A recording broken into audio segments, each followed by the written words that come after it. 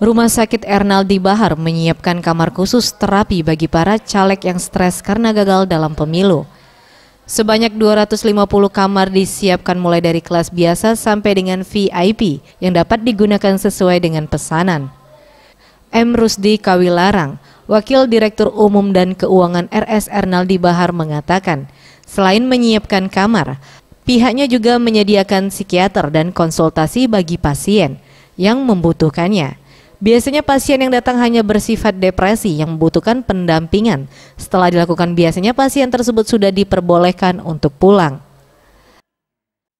Yang namanya pesanan tidak ada. Tidak ada emang ya. Cuman peristiwa yang kemarin itu sebetulnya termasuklah itu pendukungnya itu.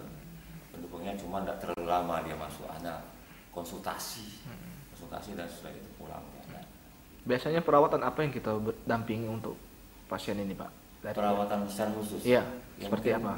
Terapinya berupa untuk mengingatkan kembali, ya, memposisikan bahwa inilah harus siap kalah, jangan hanya siap menang. Jadi kondisi itu ya kadang-kala belum mereka siap. Hanya itu mungkin dari pihak keluarga kita berikan edukasi seperti itu. Kita libatkan juga nanti psikiaternya berkenan.